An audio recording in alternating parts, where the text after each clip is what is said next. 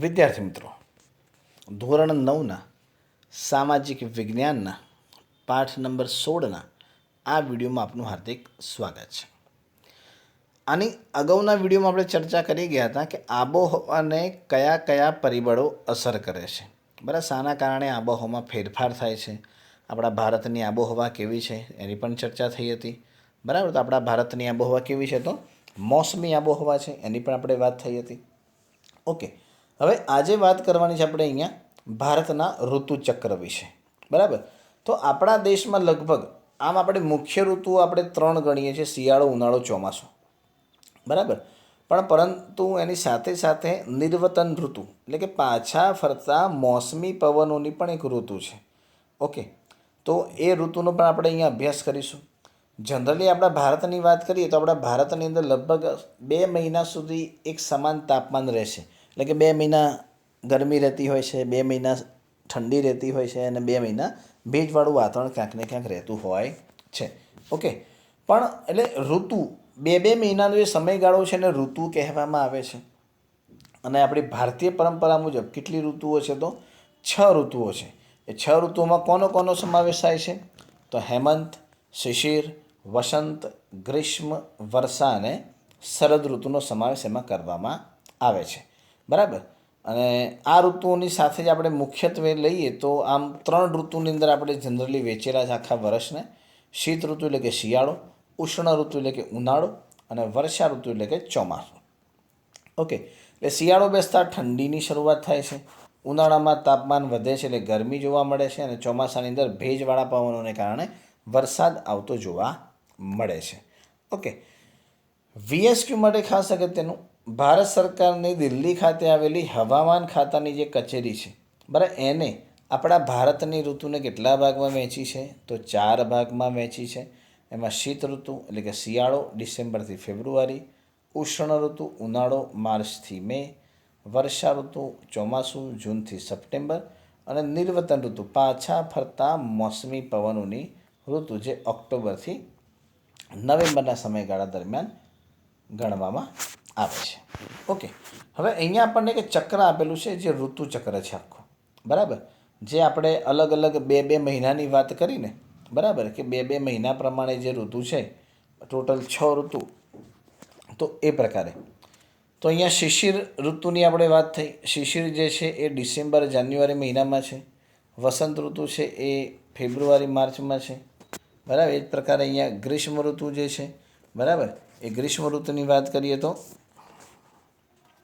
ગ્રીષ્મ ઋતુ જે છે એ એપ્રિલ અને મે મહિનામાં, વર્ષા ઋતુ જે છે એ જૂન જુલાઈમાં, શરદ ઋતુ જે છે ઓગસ્ટ સપ્ટેમ્બર અને હેમંત જે છે એ ઓક્ટોબર નવેમ્બરની અંદર ખાસ જોવા મળે છે.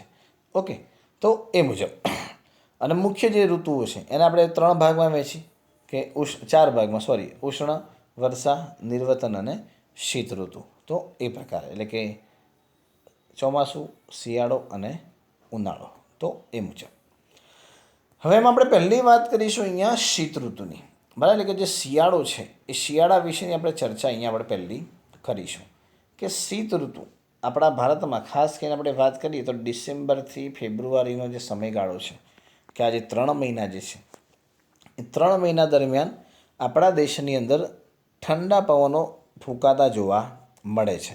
બરાબર, એટલે એનું કારણ શું છે કે 22 સપ્ટેમ્બરથી લઈ અને 21 માર્ચ સુધી સૂર્યના કિરણો દક્ષિણ ગોળાર્ધમાં સીધા પડે છે. દક્ષિણ ગોળાર્ધ એટલે વિષુવવૃત્ત અને નીચે મકરવૃત્ત. બરાબર, એના ઉપર સૂર્યના કિરણો સીધા પડતા જોવા મળે છે. બરાબર, જ્યારે આપણે કર્કવૃત્તવાળા વિસ્તારમાં છીએ એના કારણે આપણા ભારતની અંદર ઉત્તર ગોળાર્ધની અંદર જે ડિસેમ્બરથી ફેબ્રુઆરીનો સમયગાળો છે ત્યાં સૂર્યનું જે તાપમાન છે એ એટલે સૂર્યના કિરણો ત્રાંસા પડે છે અને એનું તાપમાન આપણે ઓછું અનુભવીએ છીએ.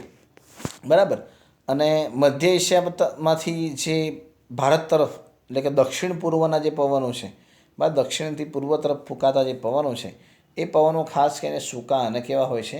ઠંડા હોય છે. અને એના કારણે આ ઠંડી વધારે પ્રમાણમાં એ સમય દરમિયાન લાગતી હોય છે. અને જનરલી શિયાળાના સમયગાળા દરમિયાન જે આકાશ છે એ જનરલી સ્વચ્છ રહેતું હોય છે, વાદળાઓ ત્યાં હોતા નથી. એટલે જે ઘણા બધા જે આકાશ દર્શનના જે પ્રેમીઓ છે એ લોકો શિયાળાની ઋતુમાં ખાસ કરીને આકાશ દર્શન એમના ટેલિસ્કોપથી એ લોકો નિહાળતા જોવા મળે છે. ઉત્તર પૂર્વ ભારતની અંદર ઠંડીનું પ્રમાણ વધારે હોય છે. બરાબર, એનું કારણ કે સમુદ્રથી દૂર આવેલું છે. બરાબર, એનો અમુક ભાગ રણ પ્રદેશની અંદર પણ આવેલું છે એટલા માટે.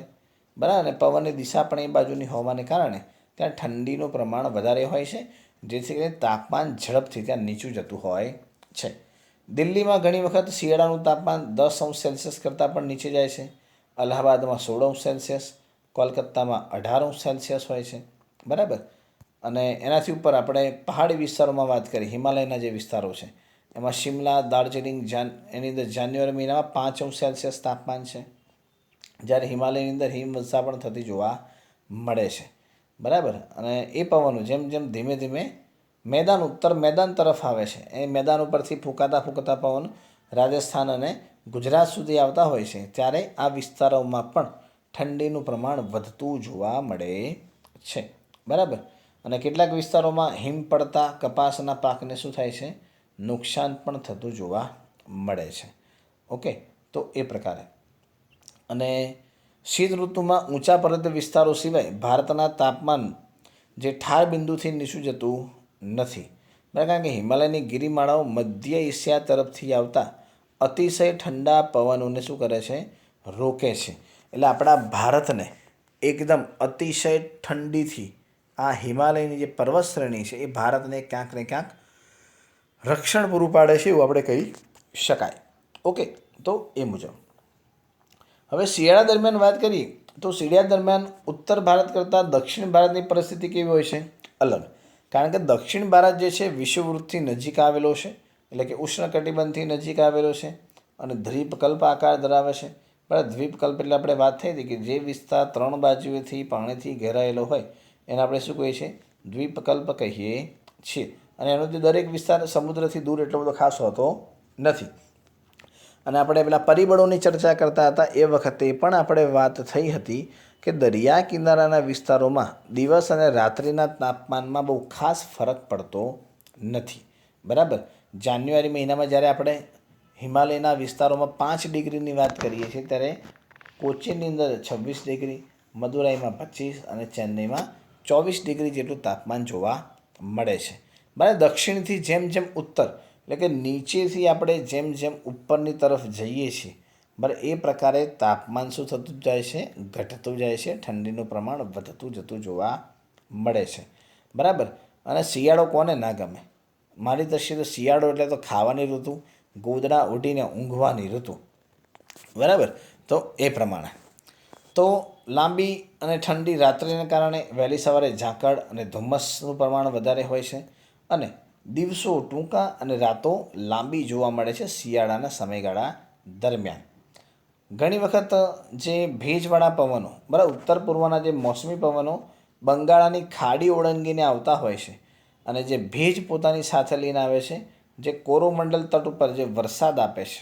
બરાબર, તો આ વરસાદને કારણે પણ ઘણી વખત જે રવિ પાક હોય છે એને ક્યાંક ને ક્યાંક અનુકૂળ હોય છે, પણ ગુજરાત જેવા રાજ્યોમાં એ વરસાદ પડે છે તો એ કમોસમી વરસાદ આપણા ઊભા પાકને નુકસાન પણ કરતું હોય છે, જેને માવઠા તરીકે પણ ઓળખવામાં આવે છે.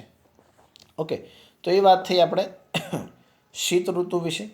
હવે આપણે અહીંયા વાત કરીશું ગ્રીષ્મ ઋતુ, એટલે કે ઉનાળો, ગરમીની વાત કરીએ તો ભારતમાં માર્ચથી મે સુધીનો જે સમયગાળો છે એ સૂકી અને ગરમ આબોહવાવાળી ઋતુનો સમયગાળો ગણાય છે. અને એ સમયગાળા દરમિયાન સૂકા અને ગરમ પવનો ફૂંકાતા હોય છે, જે ઉનાળા તરીકે ઓળખાય છે. બરાબર, એનું કારણ શું છે, તો માર્ચથી મે મહિના સુધી જે સૂર્યના કિરણો છે એ ખાસ કરીને કર્કવૃત્ત અને વિષુવવૃત્તની વચ્ચે લંબ પડતા હોય છે, અને આપણો ભારત એ વિસ્તારમાં જ આવેલો છે. બરાબર, એટલા માટે ત્યાં ગરમીનું પ્રમાણ કેવું હોય છે, વધારે જોવા મળતું હોય છે. બરાબર, ઘણા બધા જે રાજ્યો છે ખાસ કરીને એમાં પણ મધ્ય અને ઉત્તર પ્રદેશ જે છે, અથવા ઉત્તર ભારતના જે રાજ્યો છે, ઉત્તર પશ્ચિમ ભારતના જે રાજ્યો છે, બરાબર, ત્યાં ગરમીનું પ્રમાણ ખૂબ જ વધારે જોવા મળે છે. અને એકંદરે વાત કરીએ તો મેદાની પ્રદેશો છે, દ્વીપકલ્પીય પ્રદેશથી દૂર છે, દરિયા કિનારા નથી, એના કારણે તાપમાનમાં પણ ફેરફાર જોવા મળતો હોય છે. દિલ્હી અલ્હાબાદમાં તાપમાન 34°C, મદુરાઈમાં 30°C, કોચીન બેંગ્લોરમાં 27°C જેટલું તાપમાન જોવા મળે છે. બરાબર. એટલે જે પ્રકારે ભૂપૃષ્ઠની ઊંચાઈ અને સમુદ્રથી નજીક હોય એ પ્રકારે ત્યાં અસરો થતી જોવા મળે છે. ત્યારબાદ બંગાળની ખાડી અને અરબ સાગર ઉપર આ ઋતુઓ ઉષ્ણકટિબંધીય ચક્રવાત તૈયાર કરે છે અને ચક્રવાત ધીમે ધીમે કિનારા તરફ આવે છે અને ઘણું બધું નુકસાન પણ એ સર્જતા હોય છે. પણ મોટાભાગે ગરમ અને સૂકું હવામાન આપણે જોવા મળે છે ખાસ કરીને. અને જ્યારે આ પવનો જે છે, બરાબર, એટલે ઘણા પ્રદેશોમાં આ સમયગાળા દરમિયાન વરસાદ પડતો નથી, પણ કેટલીક વાર મે મહિના દરમિયાન મલબારના કિનારે, જે મલબાર તટ તરીકે આપણે અભ્યાસ કરી ગયા છીએ, બરાબર, ત્યાંના એ વિસ્તારોમાં જે કેરીના પાક થાય છે અને એ પાક માટે આ વરસાદ મદદરૂપ ઘણીવાર થઈ જાય છે.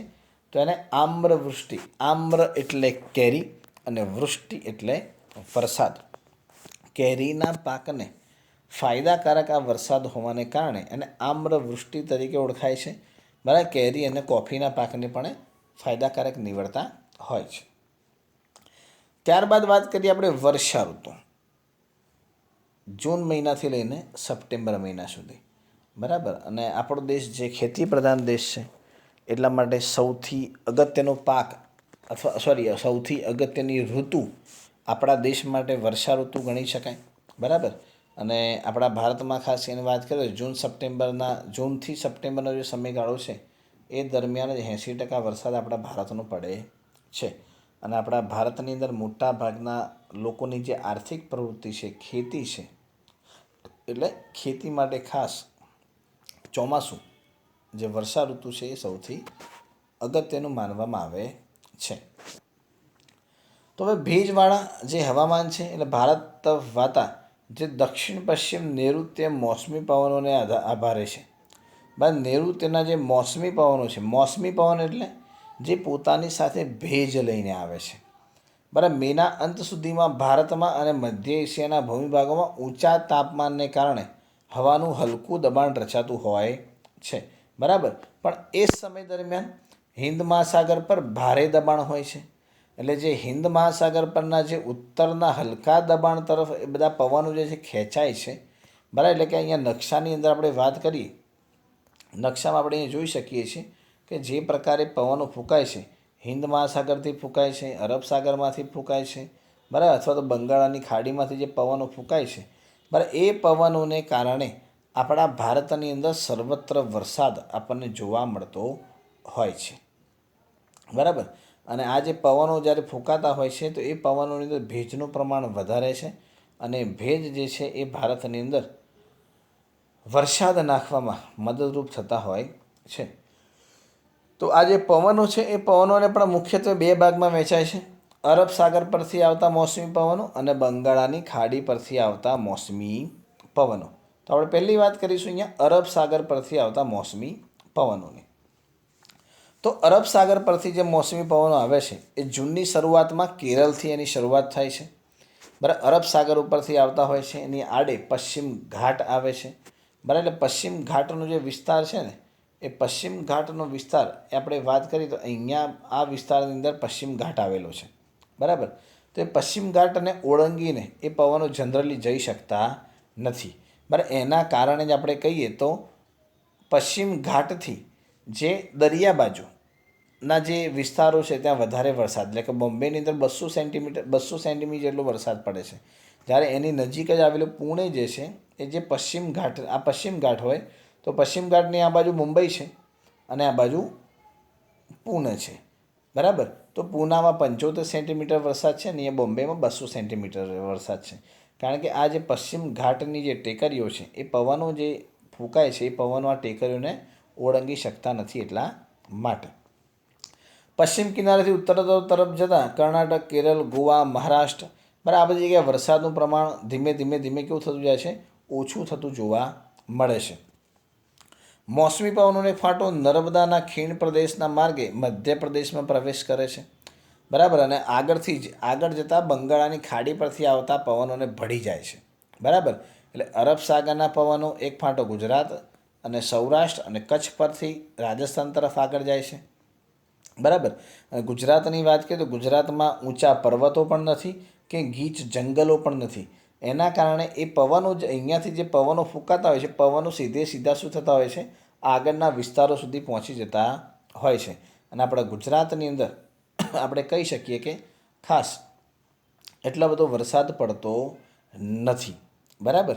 જો પહાડી વિસ્તારો હોત કે જંગલ વિસ્તાર હોત તો ત્યાં પવનો રોકાતા અને એના કારણે વરસાદનું પ્રમાણ વધારે હોત.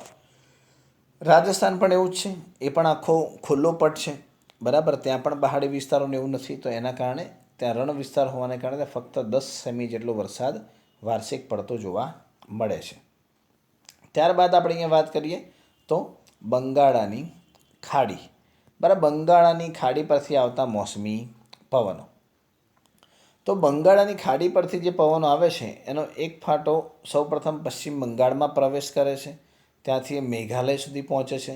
અને એ બાજુનો જે વિસ્તાર છે એ પર્વતીય વિસ્તાર છે. બરાબર.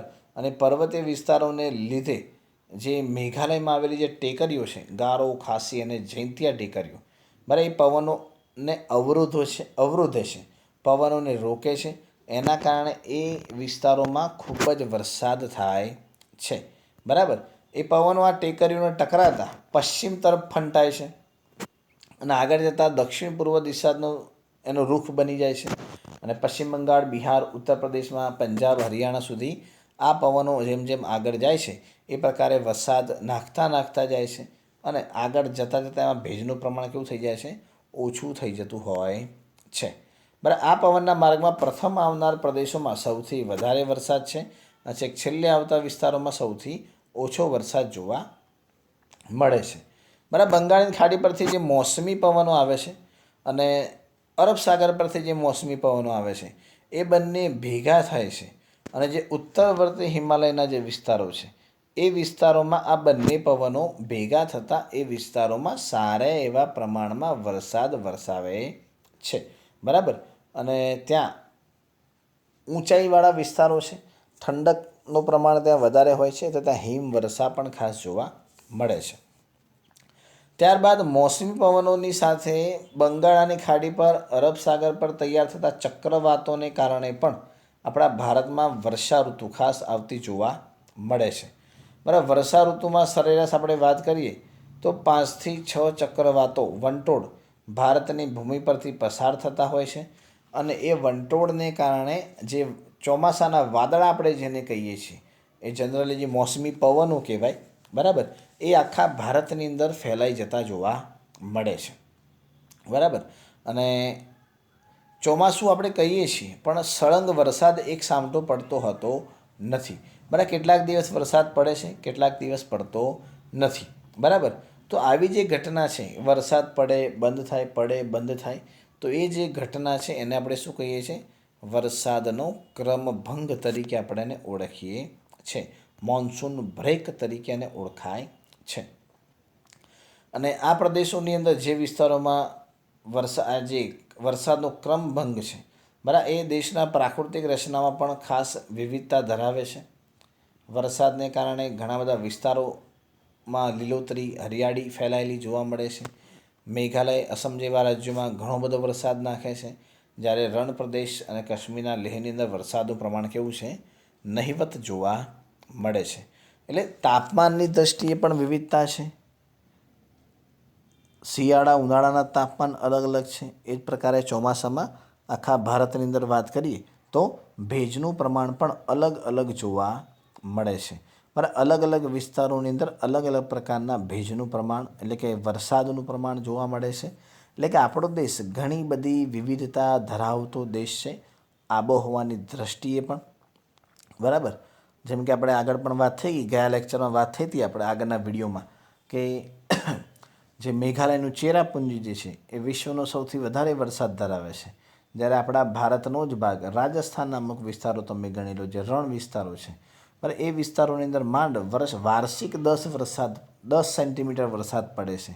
જ્યારે મેઘાલય ચેરાપુંજીની અંદર વાર્ષિક 1200 સેન્ટીમીટર જેટલો વરસાદ પડતો જોવા મળે છે. બરાબર. તો આવી ઘણી બધી વિવિધતાથી આપણો દેશ ભરેલો છે. બરાબર. આબોહવાકીય કહી શકાય, મોસમી રીતે કહી શકાય. બરાબર. ઘણી બધી વિવિધતાની દૃષ્ટિએ શિયાળો, ઉનાળો, ચોમાસું તમામે તમામ પ્રકારની પરિસ્થિતિઓનો અનુભવ આપણા દેશના લોકો કરે છે અને એના આધારે આપણા ખોરાક, પોશાકમાં પણ ઘણા બધા તફાવત થતા જોવા મળે છે. ઓકે વિદ્યાર્થી મિત્રો, તો જે 4 ઋતુઓ છે એમાં મુખ્ય 3 ઋતુઓ વિશે આપણે ચર્ચા કરી. આગળની જે ચર્ચા છે, જે નિર્વતન ઋતુ, જે પાછા પડતા મોસમી પવનો અને બાકીનો જે પાઠ છે એની ચર્ચા આપણે આપણા આવનારા વિડીયોમાં કરીશું. ધન્યવાદ.